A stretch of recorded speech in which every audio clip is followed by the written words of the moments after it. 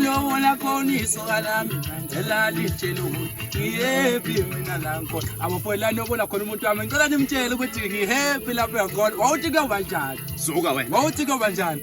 Sanibingelela abafowethu kuphi nakuphi la kufinyelela khona nanku umsakazo wakho uthanda kakhulu. Bathi iphupho FM abafowethu wonke abaphupho awufezeka ngelinye ilanga. Uhleli nami ke lana bathi ushidi manje untombi zamdunisela amaqede zingikapsele ngamathanga phansi lana kwangeqeni. Bathi ungane ezadla lesikole lefalethu. Ayintithashi, eyithi goqo baba sengithintile nami.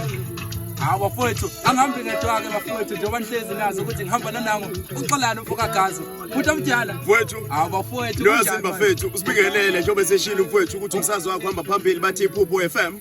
Uxolani mfowakazi bathi umzukulu kaMariana kanjani magidle gadla afemba uzomnumzana shamthetho uphatha isibandla liphelele nakanjalo nenkingi uzothola isibhakela. Wensizwa ningibuzwa kusibaro osuku mina insizwa ngeyidlisa yini na? Isinkwa nokeloti.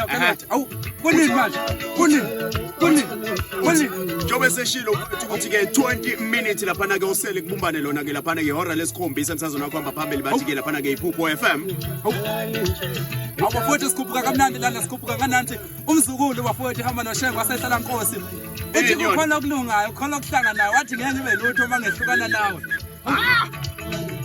Sigela kanje nje sigela sesidilika abafana bakithi singena ngenkani sigena ngoshuni ngena sengikhuphuka ngithi khuphuka wethu ungabusehla.